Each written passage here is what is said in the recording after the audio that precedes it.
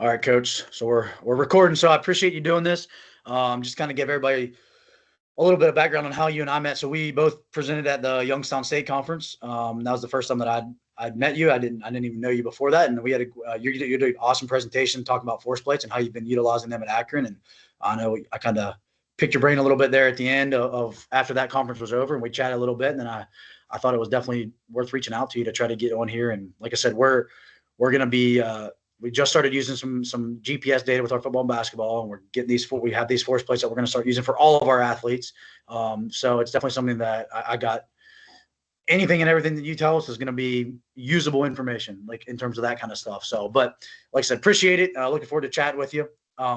Just to get started, kind of give everybody a little rundown. I mean, I know that you've been in couple different schools in North Carolina. Now you're at Akron. I know you played ball at Michigan.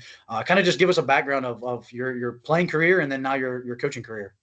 Yeah, for sure. No, Adam, I really appreciate you, reaching out and giving me the opportunity to do this too.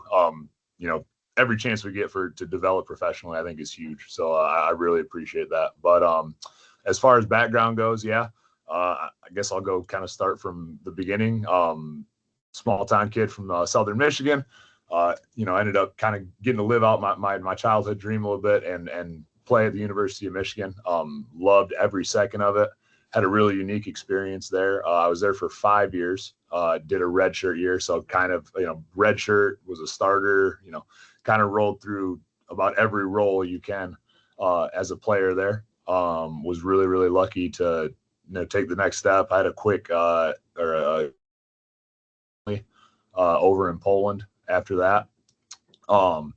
Truly, going through school, I didn't know what direction I wanted to go. Honestly, I was set to go the physical therapy route.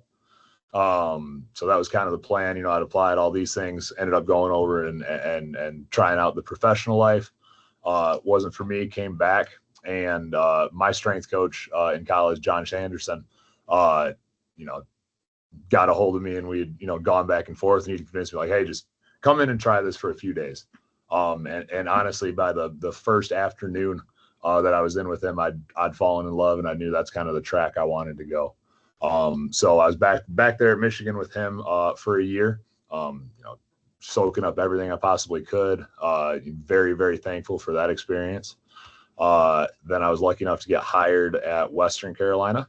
I was down there with the men's basketball program, volleyball, and then had filled in, helped out in multiple other sports. How the smaller school setup works. So gained a lot of experience and insight there, and then moved with that whole staff over to Coastal Carolina.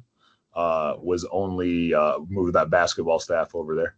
Was there for a summer. Got to kind of reestablish a program and do that a second time.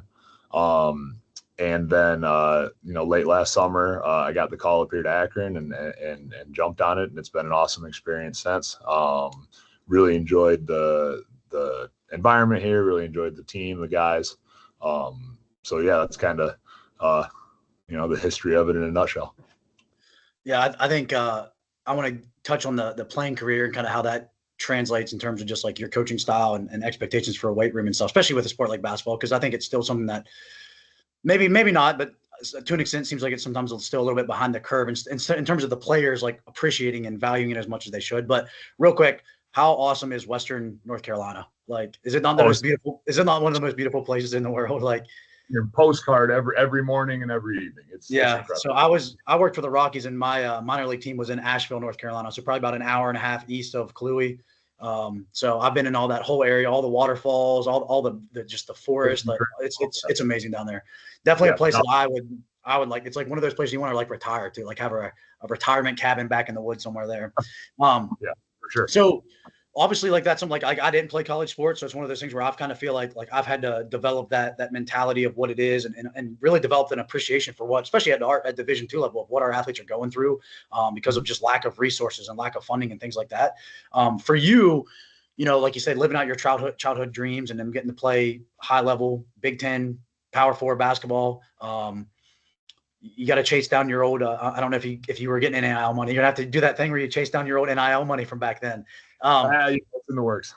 But But like, what was like your mindset, like coming in from having a playing career and like building that relationship with guys and that rapport with guys right away and developing a culture? Like, what were some of the things that you felt like were just natural because you played, and maybe some things that you like you had to learn, like the coaching side of it a little bit more, or things like that, and develop those kind of traits and characteristics? Yeah, absolutely. That's a great question. I think uh the relationship side of things, like that came really naturally. Like there's so many shared experiences. There's shared goals. All these things, really contribute to, especially early on, building those relationships and kind of setting the foundation there. I think is huge. And I'm really a relationships coach. Like I'm not a big, yeller and screamer. I'm an energy guy, but at the end of the day, like I want you to buy into the program and do those things and take ownership because I care and I'm trying to put you in the best position possible and help you develop as an athlete and as a person. So the relationship side, I think it was pretty straightforward, and I've been lucky with that. Obviously, I think from kind of a belief or a cultural sort of standpoint, um, I'm big on taking individual ownership in basically your career, your direction, your path. Um, Big on establishing habits, all of those things. So like, yes, we're building a team and we're all trying to get that same direction and coming together. But I think that how do I want to say this? Best way to do it is strengthen the overall chain by strengthening the link. You know what I'm saying? So if each one of you is, or each one of our guys is locked into owning their space, they're taking care of their nutrition, they're taking care of their recovery, they're putting their best effort forward in the weight room, they're ready to go and locked in at practice, studying film, locked in academically. Like all of these things, I think kind of fall under that umbrella. So I put a lot of emphasis on that. I think the other side of it too is it gave me a really good appreciation for obviously what's on these athletes' plates. Like being an athlete, being a full-time student, like you're working 2 full-time jobs essentially. So you're finding time. You've got 45-minute hour lift. You've got in the summers right now we're maybe 45 minutes to an hour and a half on the court. You've got to find time to recover. You've got training table meals. You've got homework, and I mean that's summer when your class load isn't crazy, through the roof. So just the responsibilities and understanding, where we kind of fit as strength conditioning, as sport performance. Like, I know all of us want to think like, hey, like this is the most important thing and this is the key, but it's not necessarily the key. It's like a piece in that puzzle. So figuring out where that really fits, and I've just been lucky to kind of have that perspective on it, and I think that's been a good thing going through here. Yeah, and that's something like I think for me is again just because I didn't play college athletics. So it's one of those things where I mean I played high school athletics and I was a decent athlete, but I just didn't have the opportunity. So it's to me it's one of those where like I think sometimes like I almost get more emotionally attached to like all the ins and outs and the redundancy thing than what the players do, because I think they just get inundated by it and they almost get like bored of just doing the same stuff over and over again. So I think that's sometimes where like I have to like check myself in that regard. And then also like I've never been, and I know you're what, probably 7 foot, almost 7 foot. Yeah, 6'10".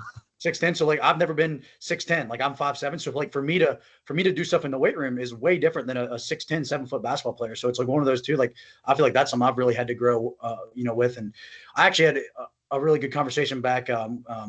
Peak Performance Project. They have the place out in Santa Barbara and down in Atlanta. I was able to work down there during COVID, and we actually interviewed Eddie, one of the strength coaches down there, last year. And Okay. him and I were having that conversation of like, man, like we didn't realize like just how different like guys are. Like there's guys that we've had down there that their legs are literally up to my shoulder, but their torso is literally the same height as mine. So it's like for me to have them do a back squat or a front squat is like it's a completely different exercise than what it is for me. So what do you like in terms of just I know you kind of mentioned this a little bit about like locking in on all the things that you need to do, and it's kind of like a every link in the chain is what makes the team as a whole like better. What are some things that maybe like you've noticed like basketball players, and you don't have to like throw guys under the bus, but what are some things maybe that you feel like they struggle the most with it? Is it the nutrition? Is it the accountability in terms of training? Is it the sleep? I mean, is it all of those things? Are there any trends that you've seen, especially at the Division I level, the group of 4, group of 5, whatever they're calling it now, Division I level, that you feel like most of the guys that you're working with have struggled with? Is it just consistency? Like, what is it?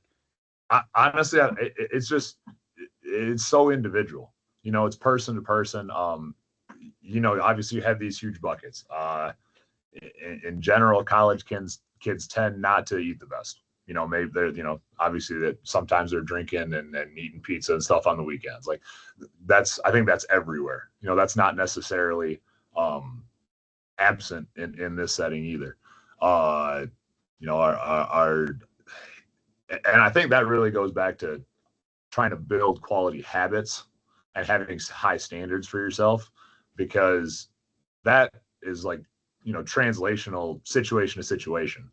Because I could have a kid text me and say, hey, this looked like a good meal. And I could say yes, but then guess what? They don't text me for that next, that's lunch. They're not going to text me necessarily and say, hey, is this a good meal for dinner? They might just go eat what they want. So if you can kind of, do a little bit of that, like in terms of nutrition, like nutrition education, helping them, kind of understand what choices to make and the reasoning behind it. Because I do find that more kids than we think, I think are a little bit more cerebral and like to think through things and understand the why a lot more than we maybe give them credit for.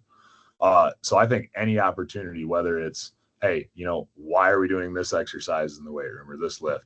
Why are we, why are you telling me to eat this right after training? Or why are you telling me to do this, that, and the other? Like, I think that goes a long way in really getting them to buy into, and again, taking ownership of what they're doing if they fully understand, the why behind it.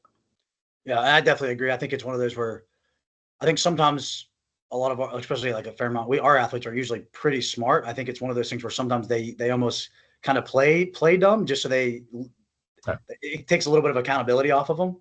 But when you start to educate them and you start to like, hey, like you don't have an excuse, because we talked about this 3 or 4 times. Like how important sleep is, how important getting protein at every meal is, how important hydration is. So now it's just empowering them with that like self-ownership and that self-discipline to be able to like be accountable. Again, being accountable, like you said, being accountable to yourself, to your coaches, to your teammates, and like that way the whole team, the whole level of the team standards go up. So it's to make easy choices.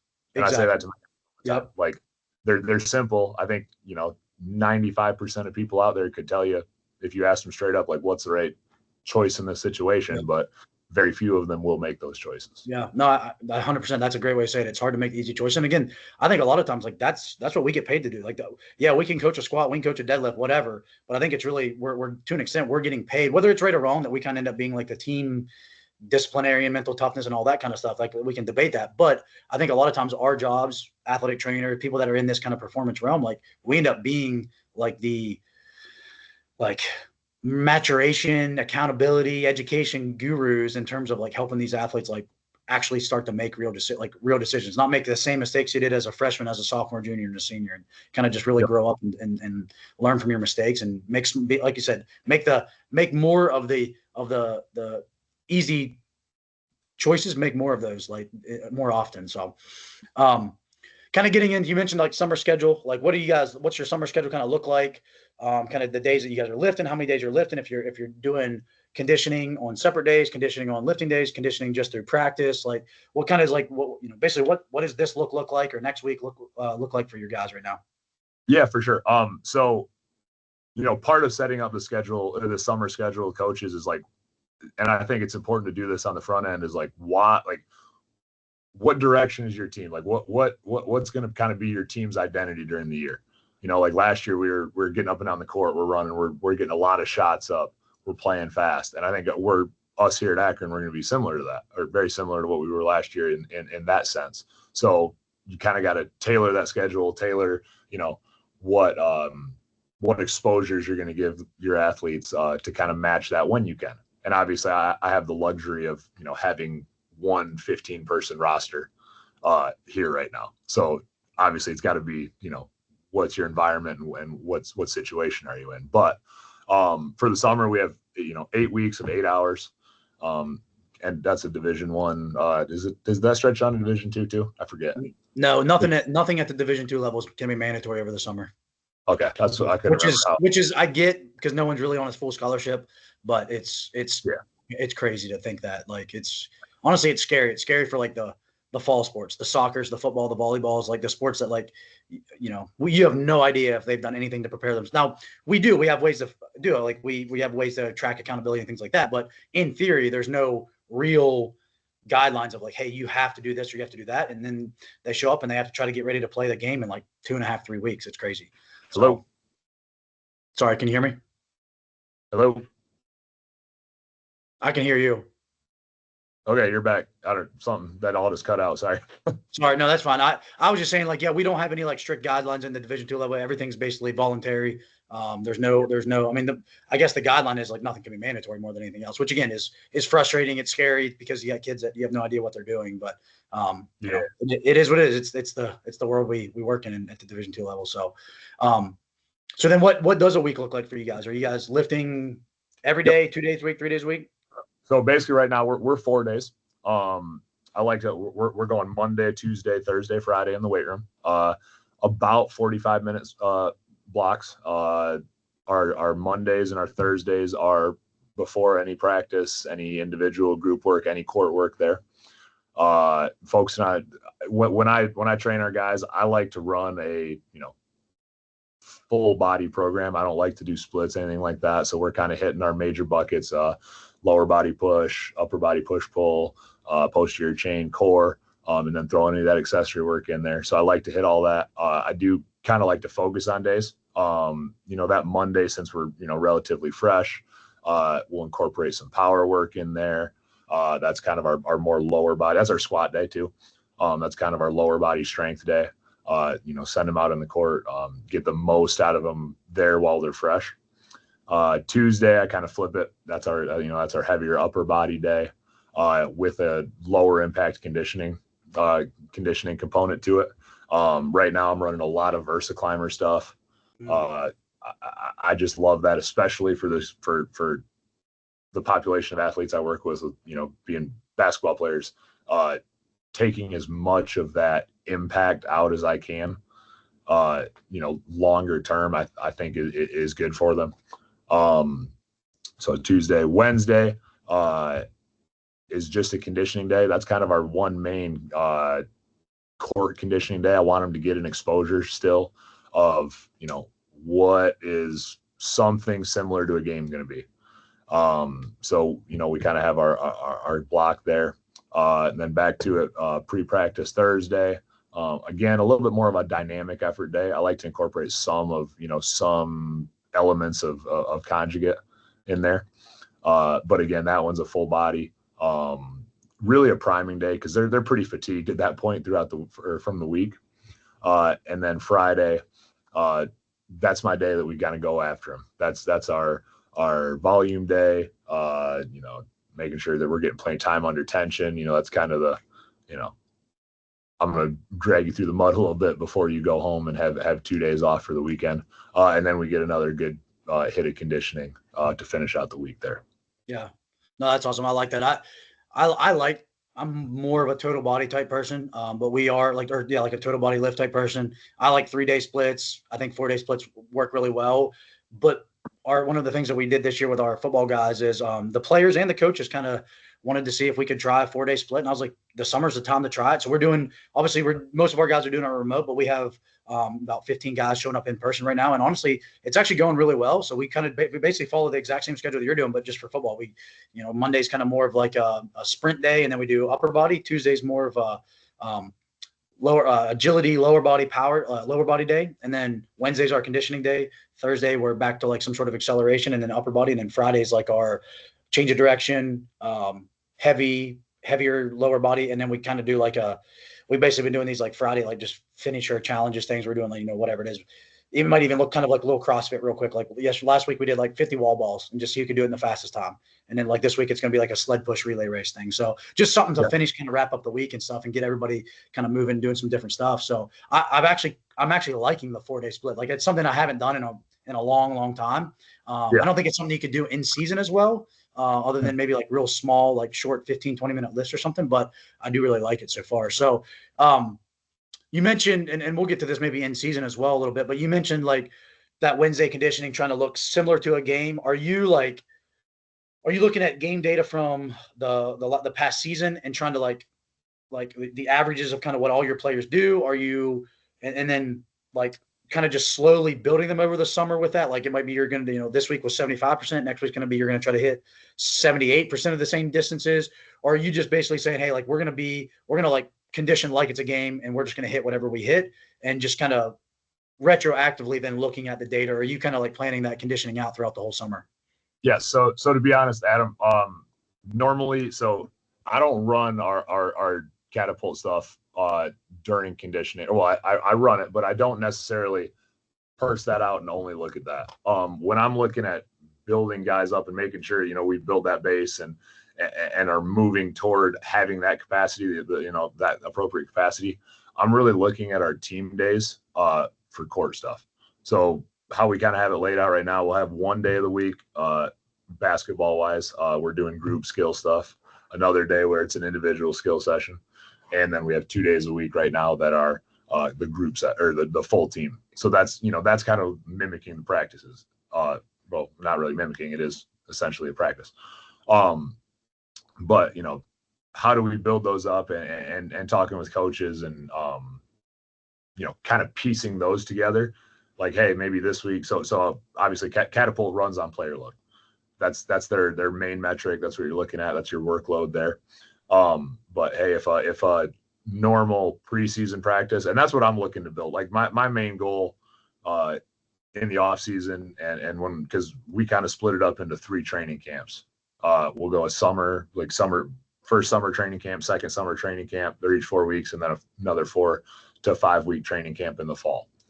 But my goal at the end of that last training camp is to have guys ready to practice that first week of preseason, because I mean, you have, I believe it's 42, I forget how it breaks down. It's like 42 total days from your first practice to your first competition. X number, I think it's 30 something practices in there. That's right. So like, I'm not trying to lose any time. So we look at the actual, workload and our different metrics we're looking at from our team practices, and then look at building those throughout the summer, building those in that, kind of preseason or not, well, pre-preseason time, in conjunction with the conditioning stuff. So I personally, in the summers, we'll run the Celtic drill. Super simple. It's 3 minutes of lengths on the court. Okay. Each guy kind of builds out like from week 1, if you're a newcomer, or previous, measurements from previous times that we've ran it. What is your standard? That's kind of how I roll that one. Like, hey, if you got 3 minutes on it and you're one of my bigs, I need you at 24 lengths, which is not crazy, very attainable, especially early on right now. If you don't, then hey, you obviously aren't in good enough shape right now to meet the standard. We call them standards. You're going to get an extra bout of conditioning. We're going to the verse climber, we're going to the bike, we're going to the ropes. You're going to get something else. So building that week to week, and then I kind of have numbers I want to see each of those guys at. My bigs, I really like to see them 26 plus, depending on what kind of, are they a truly bigger big? Are they more of the new school athletic style big? Like where do they fall on that? Wings a little bit higher, guards a little bit higher. Yeah. So building that in the summer, that's kind of how I run my court conditioning in the summer. When we come back for our last training camp, our fall training camp, we'll still run that once a week. That's when I kind of flip. I like to go back to a 3-day a week lift schedule there, and I added on-court conditioning day, again trying to prepare them for their needs on the court when we get into that preseason. But then we'll kind of have our team conditioning drill. And that's the, kind of building that up. We run the heat drill. It ultimately turns into 5 10s. Each position group has a time they have to meet for each of them. That really is kind of mimicking, simplifying, but mimicking the demands of the game from a conditioning and a cardiovascular standpoint there. But yeah, building that up so that they're ready on that day 1 of our preseason.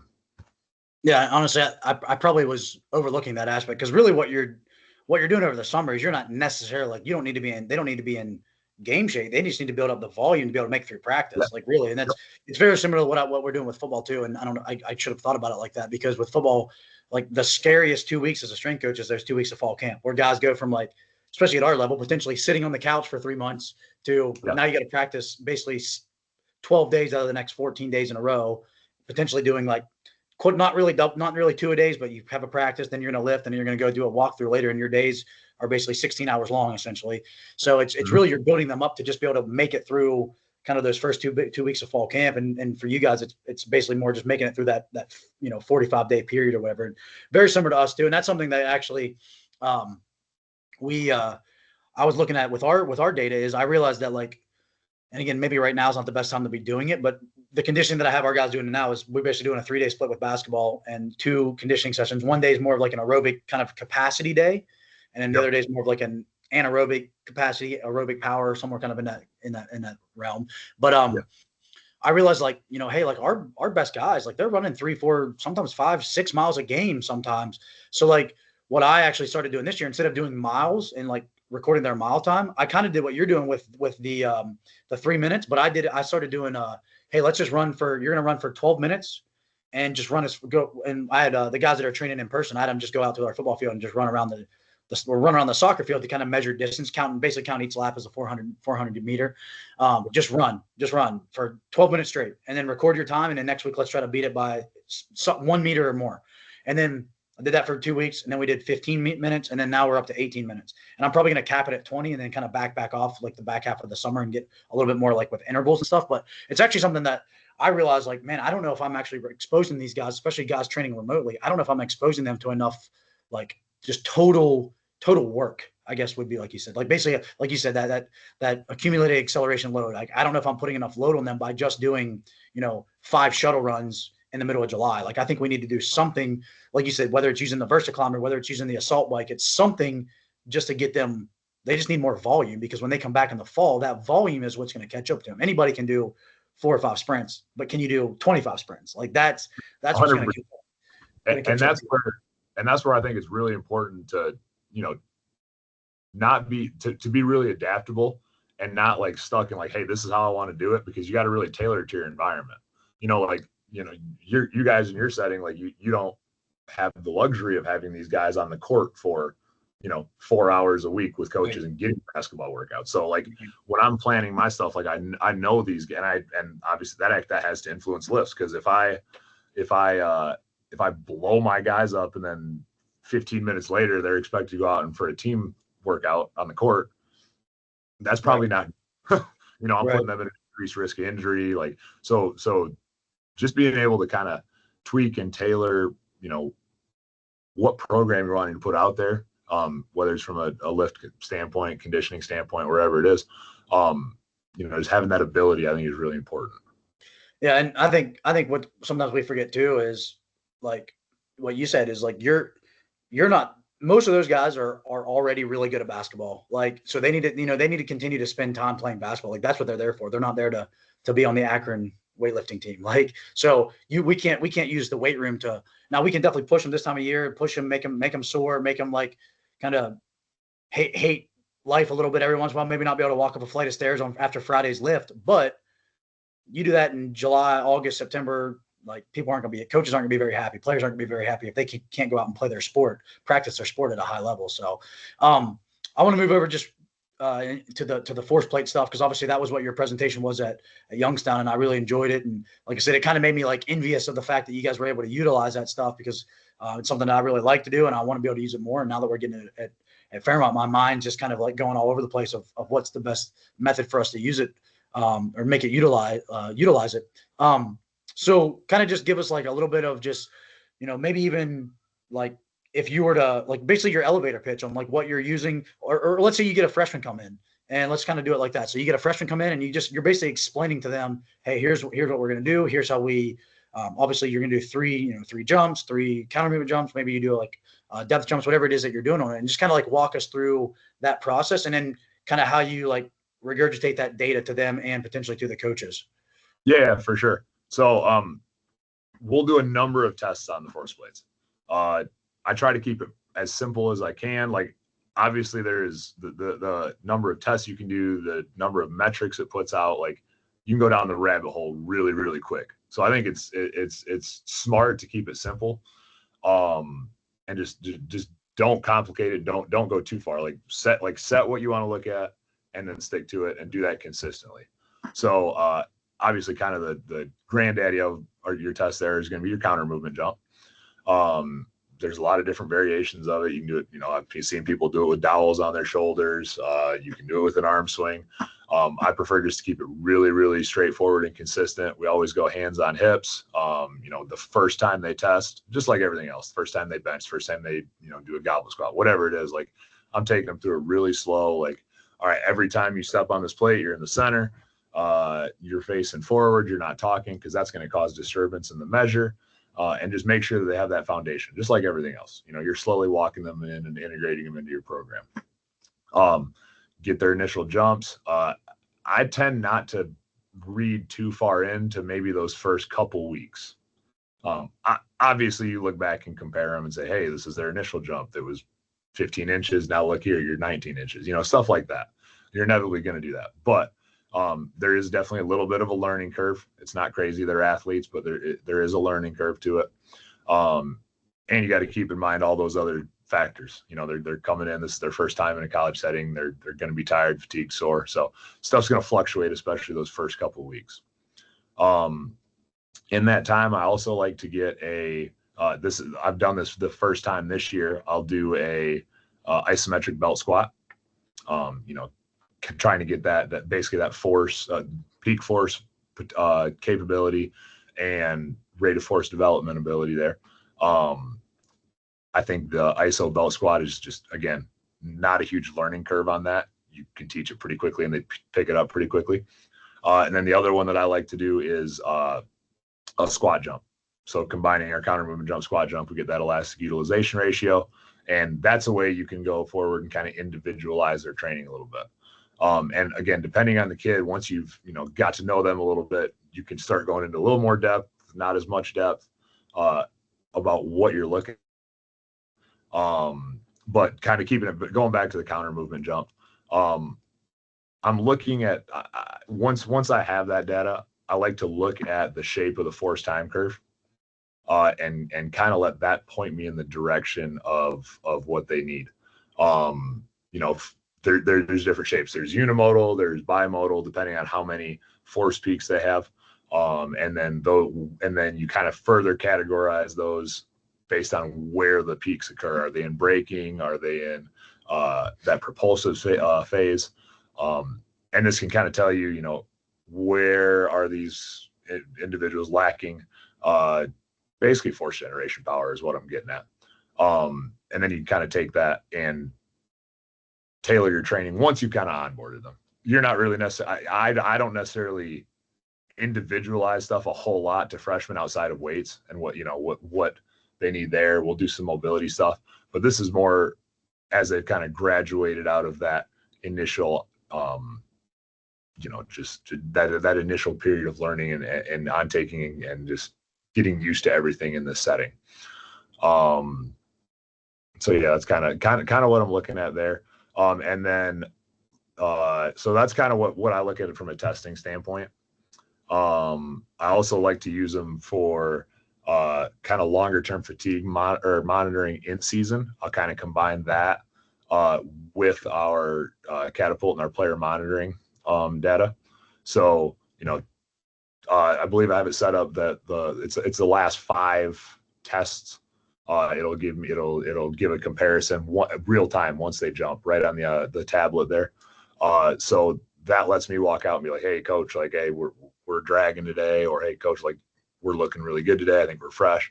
And then, we can potentially adjust practice and things like that. So those are kind of the 2 big areas we use it.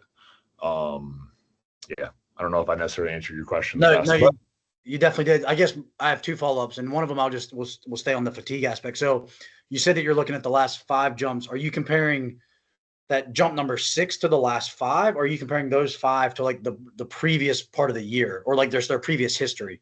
It's the last 5 testing days. So it takes, so if I have them, I always have them do in season. Sometimes if especially if I know they're fatigued, I'll just have them do 2 jumps, but normally I have them do 3, and then it'll combine them and kind of put them on an average, and average them based on, or for each metric you choose to look at. Right. So it compares the last 5 test days to that current one, essentially. Okay. What you're looking. So like And you're looking for like a trend of like, hey, here's test day number 6. Here's where we were for like, 5, 4, 3, 2, 1. And if you're seeing this big trend down, basically you're taking like an average of those previous 5 and seeing if there's a big trend down or an Yes. upward trend to kind of regulate. Okay, that makes sense to me. It's almost similar to kind of like an acute chronic kind of workload ratio to an extent a little bit. Essentially, now, and it's really nice that it's built in to a lot of the softwares now. So like, it's not like I'm sitting down and doing this, but it's right. just real time. Like, because I mean, obviously we're running around, we're getting a pre-practice lift, trying to get guys their anything specific they need ready for practice and stuff like that. So it's just really convenient. It pops right up, and hey, I forget what it is. I think it might be a half standard deviation, but it's a bunch of statistical analysis that it'll just automatically do and spit out, and something quick you can look at and take to coaches, or just have in the back of your mind a little bit too.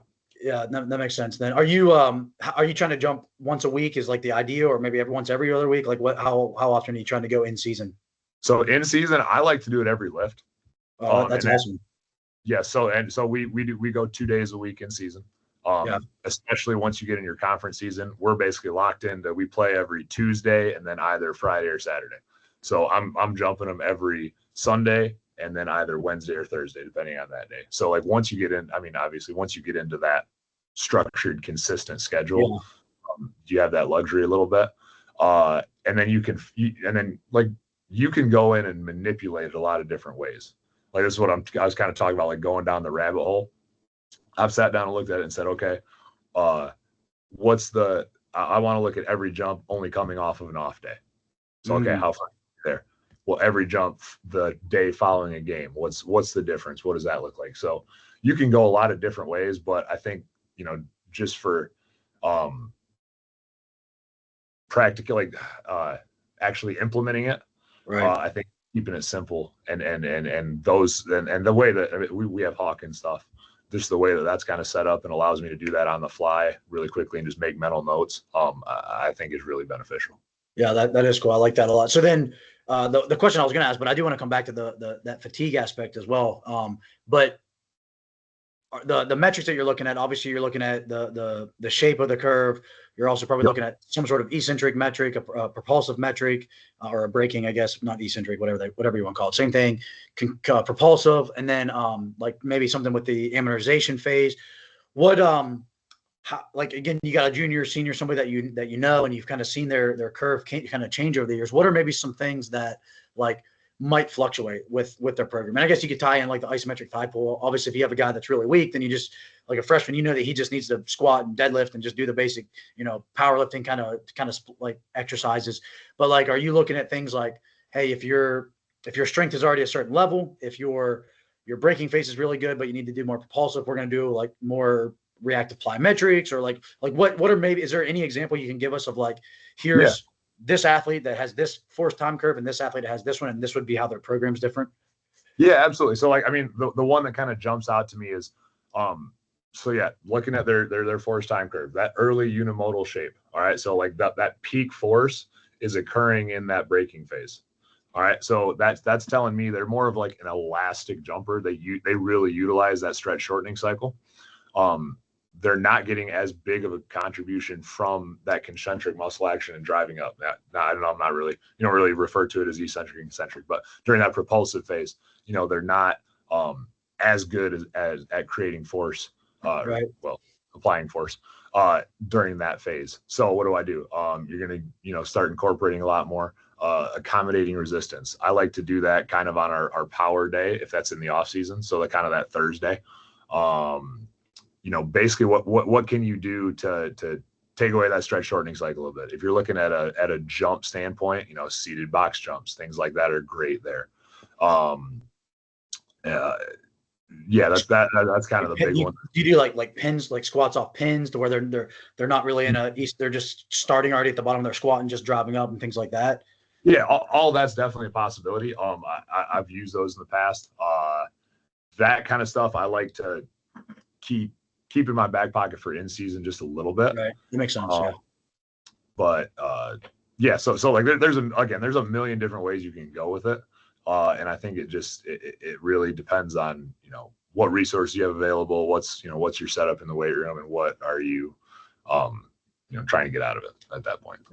No, that definitely makes sense. And I think that's something like, to me, like that is in my mind, other that in the readiness, or like, obviously that's the reason that we have force plates. But to me, like, I love the idea of being able to kind of like individualize to an extent, especially your older, more mature, like longer, higher training age athletes. Like, I think that's cool. The coolest thing to be able to like kind of individualize their training based off trying to make them just and obviously I'm sure you've read the Takeoff book by Daniel Bove, and like kind of just like using that as kind of like our force plate Bible to an extent of like, how do we start the bucket guys? And because again, you'll realize like you can have two guys jump 25 inches, but they're gonna achieve it through two different ways on the force plate, or in their biomechanical like ways of doing it. So and the force plate will show us that. So I like that idea. From the readiness stuff and like the fatigue aspect, are you, when you're talking to the sport coaches, are you like how much are they, first of all, how much are they willing to listen to you? Hopefully a lot. And then how much are they like, all right, hey, we're going to cut this drill of practice because we know it's more of a high intensity drill, or hey, we're just going to cut practice by 20 minutes, or, hey, we're going to just completely scrap what we originally had planned for practice. Like, how much influence are you having, and what does that kind of conversation look like? Yeah, no, for sure. I'll just start out by saying, like, I'm really lucky to work with, a very experienced head coach and Coach Gross here that's, been around the block and is bought into using a lot of the sports technology. Fletch over at Illinois, like, kind of got him started on the catapult stuff. And he's very interested in all these things and definitely takes it into account. So that helps a lot, being able to have that on your side. But basically what we've looked at is just having a one-on-one conversation, kind of pulling him to the side as we're going into transitioning things. We tend to kind of go into our days saying, and I know I'm kind of going back and forth with force plates and catapult and our player monitoring stuff, but we tend to have conversations the day before, like, hey, what point are we in? Are we want to keep our load low? This is kind of the number we're looking at achieving there. I might go to him and like update him throughout practice. Like, hey, we might want to consider shaving a few minutes off of this drill, or hey, why don't we make this, baseline out of bounds segment a walkthrough at the end, things like that. It's not, we haven't got to the point ever of, hey, we got to scrap this whole plan, or hey, we got to cut practice in half, or anything like that. But it's just, small changes. And I think that, as you, suggest those things, and if they're willing to, consider them and make those changes, you kind of build on that, and so on and so forth. You get to have a little bit more, I don't want to say influence, because at the end of the day, it's just our role is, providing that information to coaches. Like, I don't get to make the practice plan. That's not what they pay me here for. I'm here to get our guys ready and make sure that I know where they're at, and basically about how their bodies are feeling and all these things.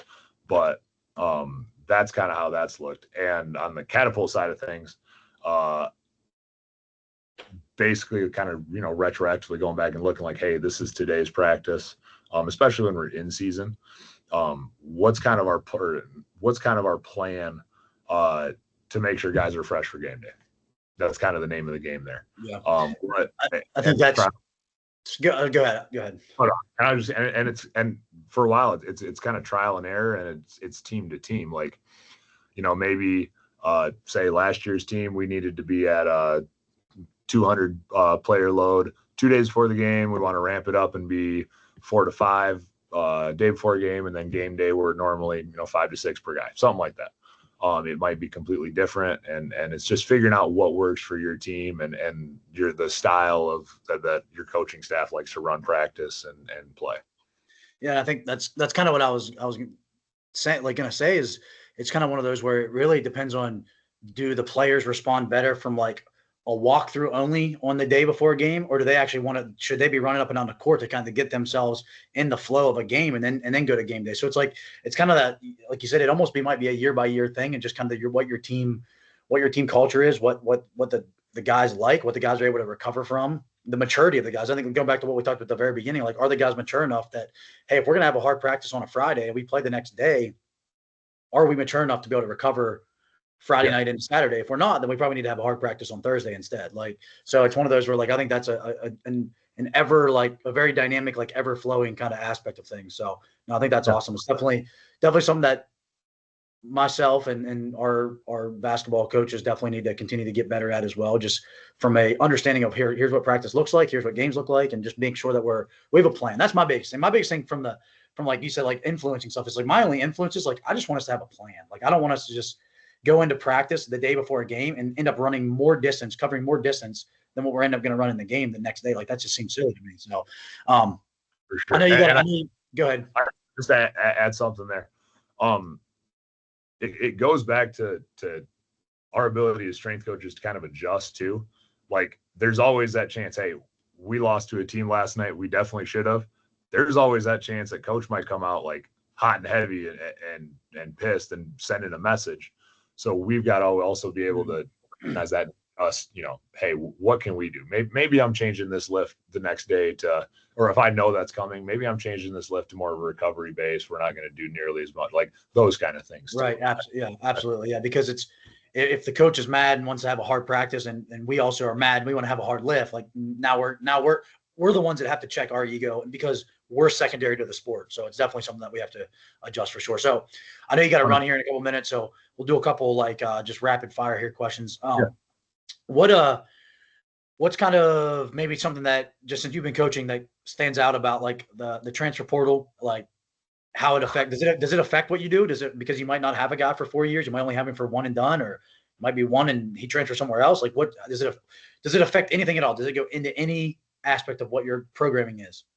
I think to an extent, yes. Early on, if I get a freshman, someone in that situation, no, I think you still need to take your time. You need to lay a really solid foundation. Even if they walk in and you're like, oh, this dude's about to be a starter and he's out of here in a year. Like you can't rush that. You don't, right. you don't just switch it up and say, hey, I'm going to just throw them right into stuff that they're not prepared for. So you can't do that. But two, especially those older guys, it's so much more about just getting them ready as quickly as possible and honestly getting them into shape. I've kind of found that if guys hit the transfer portal, I mean, hey, they might hit it in March or April. Okay, they're not going to get to your campus until the start of June.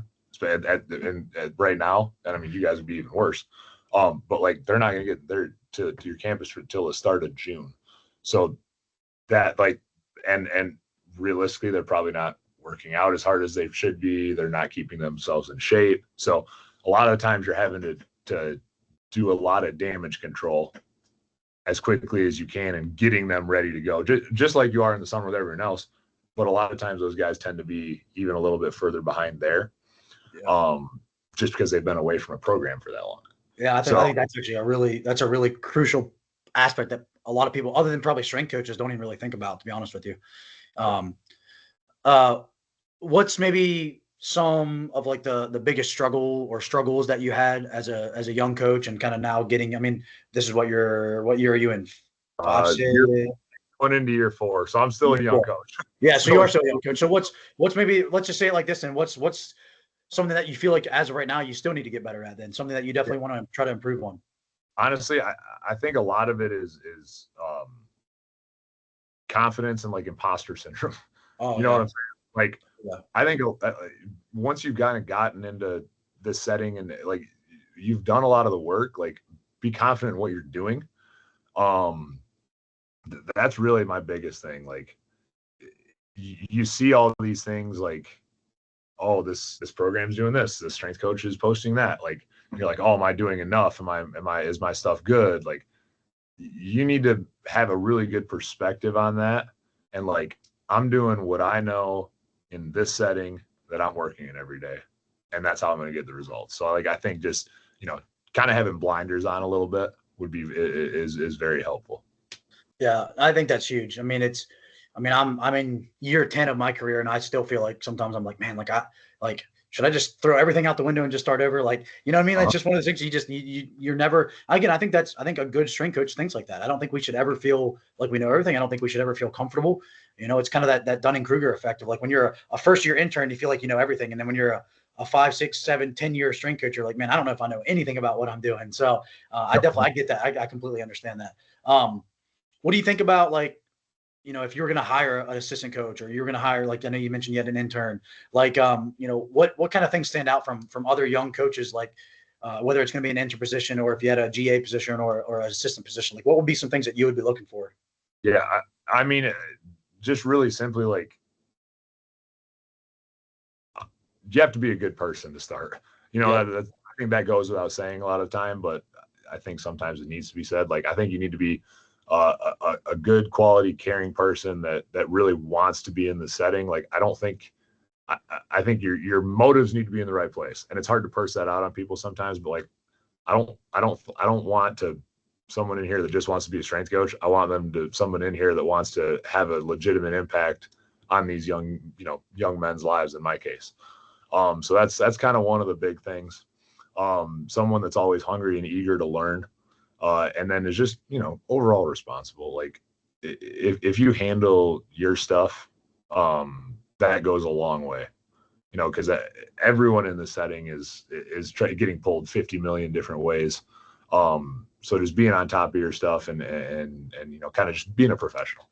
Yeah. So no, I think that's huge. And I know I mentioned to you about like my, some of my other coaches are getting internships and getting new jobs and somewhere like that. And that's my biggest thing is like for me, and I learned this a lot being in pro baseball of like what it actually means to be like a professional, what it means to balance like a 35-man baseball roster and get pregame meals set up and call, when we were traveling on the road in baseball, like you have to call places 2 or 3 months in advance to get pre and post game meals set up, to call, hey, can we call a CrossFit gym? Hey, I'm in Charleston, South Carolina in 2 weeks. Can we use your CrossFit gym to do a workout for our baseball team? Like calling a Planet Fitness. Hey, this is the only gym in town. Can I come in there and use your Planet Fitness? Are we going to get kicked out because we're doing whatever, like power cleans or something? Like, so it's one of those things where like it really makes you develop like, that attention to detail, that accountability, like that just that level of professionalism. And again, I agree with, I think being a great person, being professional, and caring. And honestly, I think one of the things that I struggle with as much of my GA and I were just talking about this morning is, man, sometimes I feel like I care more about what we're trying to do than what the athletes do sometimes. So it's like, that's to me, like,